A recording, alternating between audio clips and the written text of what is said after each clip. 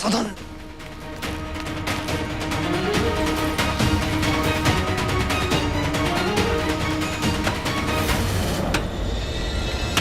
प्रणाम राज। राधिगुप्त, आप कुछ चिंतित प्रतीत हो रही। कल रात जो हुआ वो तो चिंता की बात तो है।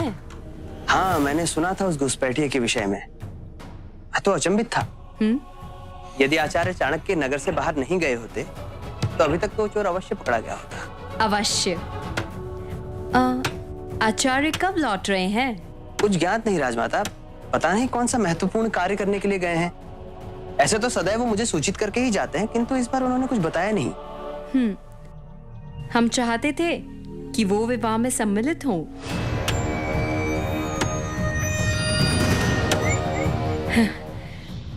हम सम्राट से भेंट करने जा रहे हैं, क्षमा कीजिए। किंतु राजमाता, सम्राट तो अपने कक्ष में है ही नहीं। वो अभी अभी कुमारी अग्निशिखा से भेंट करने के लिए उनके कक्ष की ओर गए हैं। अच्छा, हम प्रतीक्षा करेंगे उनके कक्ष में।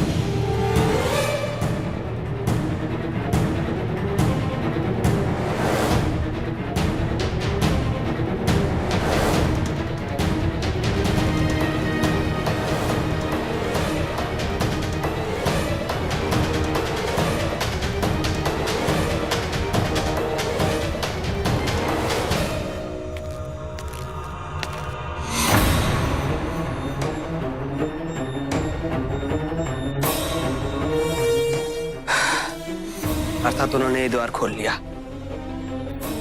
अब बस आचार्य चाणक्य को ढूंढ लें वो।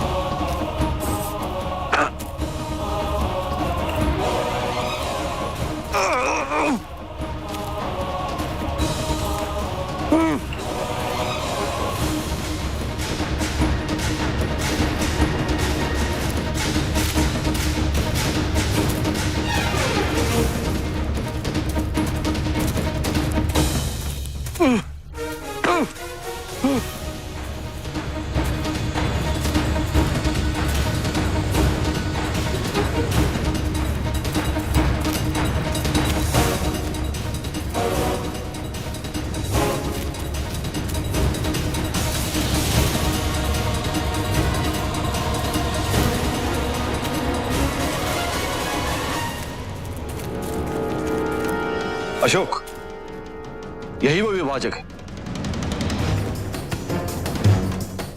नहीं,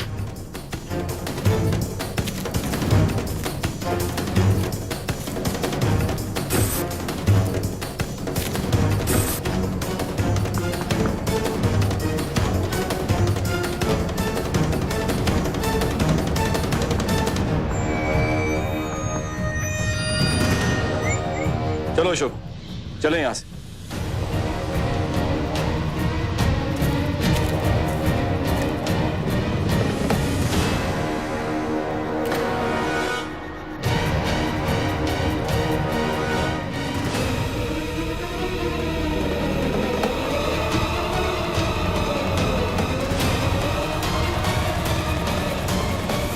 ये रुद्राक्ष तो आचार्य चाणक्य का प्रतीत होता है। अर्थात अपहरणकर्ताओं को ज्ञात हो गया होगा कि हम यहाँ आने वाले, इसलिए वो आचार्य चाणक्य को यहाँ से कहीं और ले गए।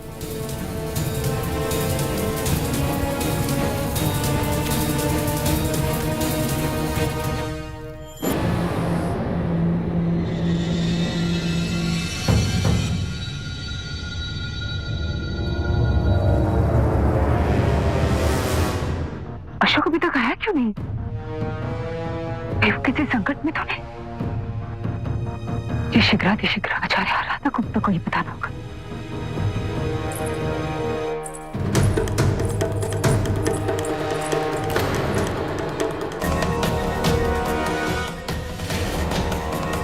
पकड़ो इसे, पकड़ो।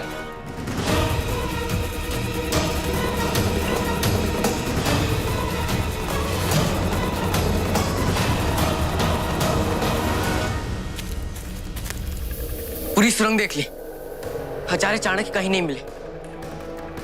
ऐसा लग रहा है कि ये पूरा राजभवन ही भूल भुलैया जैसा है और इसी का लाभ उठा रहे हैं आचार्य के शत्रु। लेकिन अशोक, कहीं ऐसा तो नहीं कि पकड़े जाने के भय से उन्होंने आचार्य चाणक्य को? नहीं, यह असंभव है।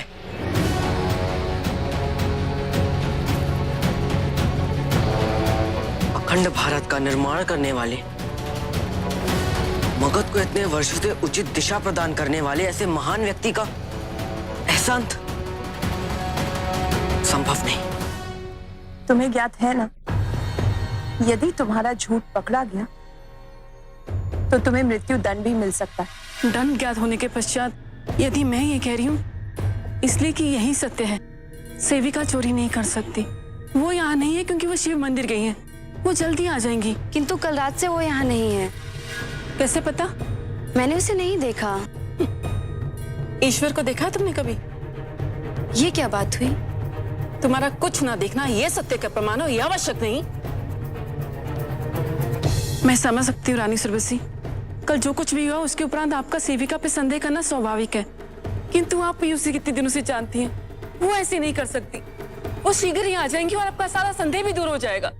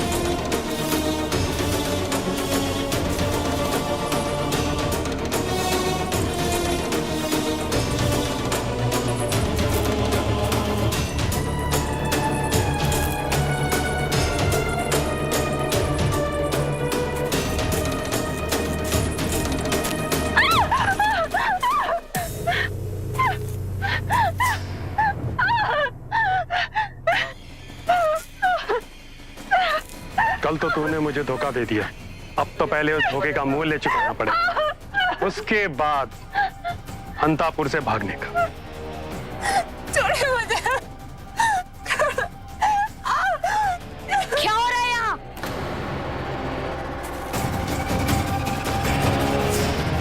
इसने राजभवन में चोरी की है राजकुमार। मैंने इसे खुद देखा है राजभवन से भागते हुए, इसलिए मैं इन्हें सेनापति मीर खुरासन के पास ले जा रहा था। ये सत्य नहीं है, पहले चोरी नहीं की। ये तो यही लोग थे जिन्होंने। जाओ नाना जी को यहाँ बुला कर लाओ, तब तक मैं इन्हें देखता हूँ। इसे मेरा आदेश समझा जाए। तुम क्या खड़े हो? तुम भी जाओ। मुझे ऐसा क्यों लग रहा है कि मैंने आपको कहीं देखा है। मैं क्या बताऊं राजकुमार सियामक को? यदि मैं बताती हूँ कि मैं रानी सुरवशी की दासी हूँ तो ये बात मेरे तक पहुंच सकती है।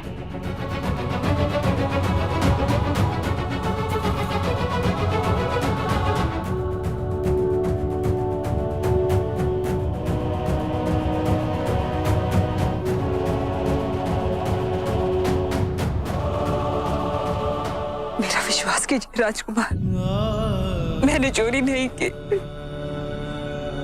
वो किसी अनैतिक उद्देश्य से मेरा पीछा कर रहे थे, मुझे पकड़ना चाह रहे थे।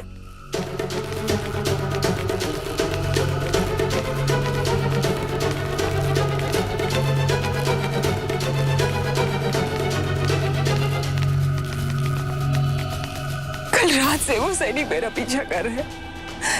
किस प्रकार मैं राजकीय विद्यालय पहुंच गई, वहां मैंने एक रात बिताई और सूर्योदय पर जब मैं बाहर निकली मुझे लगा शायद वो लोग गए होंगे, लेकिन वो वहीं पर थे। और उसके बाद जो कुछ भी हुआ उसके साक्षीदार आप खुद हैं। यदि आपको मेरी निर्दोषता पर विश्वास है तो मुझे जाने दीजिए।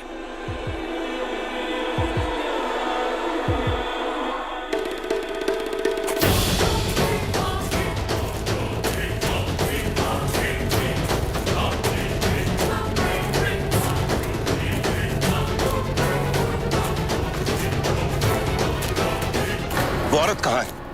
मैंने उसे जाने दिया। जाने दिया?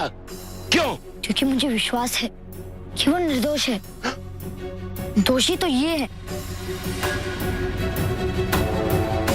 जो एक स्त्री के साथ अभद्र व्यवहार कर रहे थे। मुझे वो औरत चाहिए अभी, और अगर वो नहीं मिली ना तो तुम लोग अपनी मौत की तैयारी कर लो। मेरा मुंह क्या देख रहे हो? जाओ यहां से, ढूंढो उसे। मैंने कहा ना आपसे, वो निर्दोष है। तुमने उसे अच्छी तरह से देखा था? उसका नाम क्या था? वो कहां से आई थी? कहां जा रही थी? देखने में कैसी थी वो? जैसे कोई भयभीत होने पर दिखता है जब उसके सम्मान पर आक्रमण किया जा रहा हो। अगर तुम्हें लगता है कि एक चोर की पहचान केवल उसकी शक्ल से होती है, तुम सिंहासन पे बैठने के लायक ही नहीं हो श्यामक। किंतु यदि उसने आभूषण चुराए होते तो आभूषण उसके पास होते। बस अपनी बेवकूफी भरी बातें अपने पास रखो। जाओ यहां से।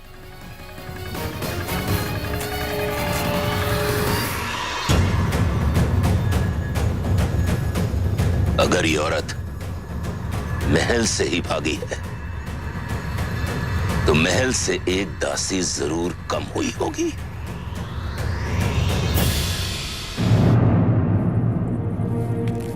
अशोक, मुझे राजभवन जाना होगा। विवाह के लिए राज परिवार की सुरक्षा व्यवस्था का निरीक्षण करना है। तुम रुद्राक्ष लेकर आचार्य राधागुप्त के पास पहुंचो।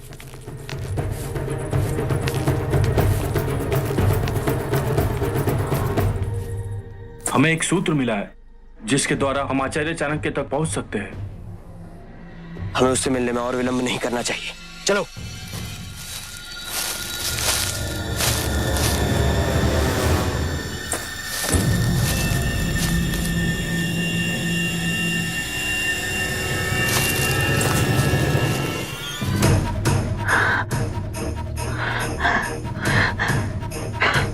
आचार्य चाणक्य राधा को तो तुम्हें आनी लौटने तक एक ही स्थान है जहां मैं मीर खुरासन से सुरक्षित रह सकती हूँ।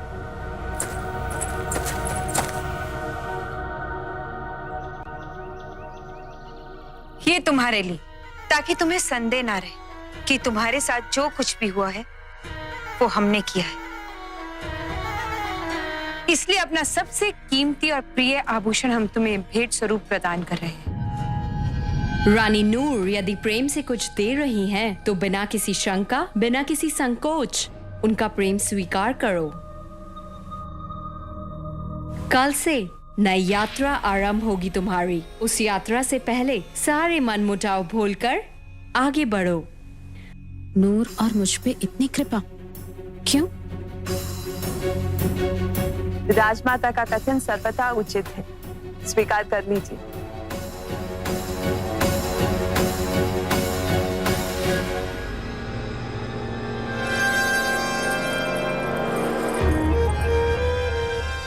हमने सोचा कि हमारा पहना हुआ आभूषण तुम्हें स्वीकार करने में कोई संकोच तो नहीं होगा।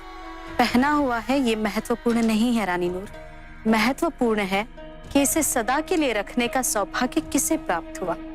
सदा के लिए तो इस दुनिया में कुछ नहीं रहता अग्निशिखा। ठीक कहा रानी नूरा, सदा के लिए कुछ भी नहीं होता। रानी शुभ्रसी, सेविका कहाँ है? उसे दायित्व सौंपा गया था अग्निशिखा को तैयार करने का। तुमने कहा था कि वो शीघ्र लौटेगी।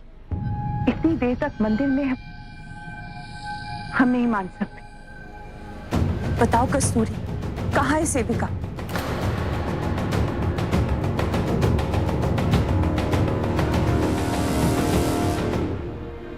कब से गायब है? वो जल्दी आ जाएगी। रानी शुभ्रसी, पहले आप ये बताइए कि आपने उसे कब से नहीं देखा?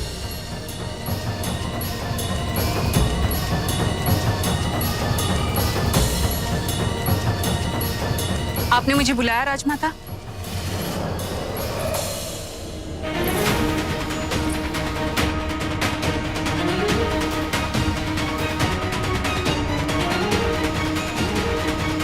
कहाँ थी तुम? हमें पहले भी देर हो चुकी है, और भी विलंब मत करो। रस्में आरंभ होनी है। चलो तैयारियां करो।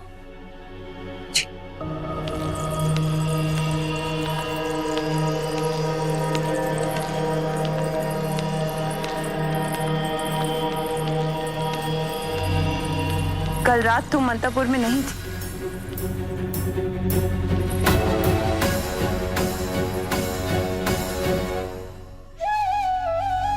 मैं अपने पुत्र की सौगंध खा के कहती हूँ, मैंने चोरी नहीं की रानी शुभ्रसी। हमें तुम पर पूर्ण विश्वास है सेविका, किंतु हमें ऐसा क्यों लगता है जैसे तुम हमसे कुछ कहना चाहती हो।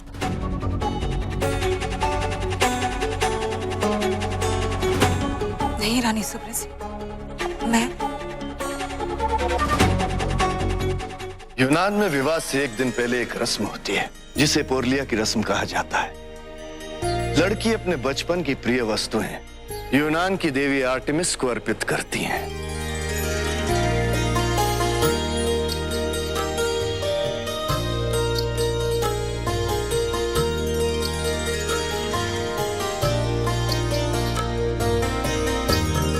और देवी आर्टेमिस लड़की को कन्या से औरत बनने का आशीर्वाद देती हैं।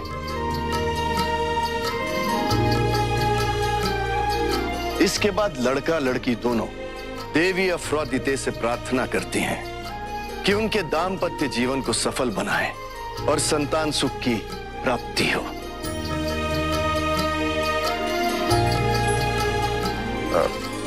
भ्राता जस्टिन कहाँ है?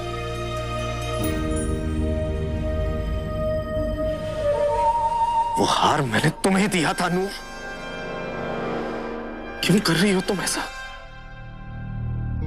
ताकि वो हार तुम्हें हमारी मोहब्बत का एहसास कराता रहे।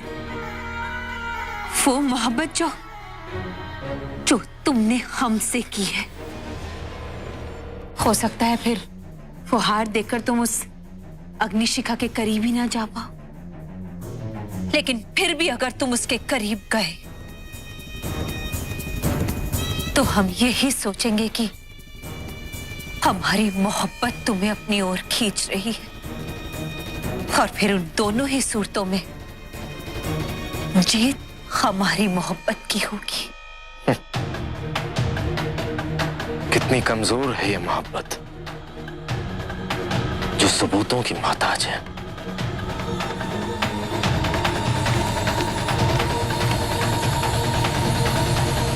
आचार्य राधागुप्त कहाँ हैं? उन्हें अभी अभी कोई सूत्र मिला है, आचार्य चाणक्य से संबंधित, उसी के लिए गए।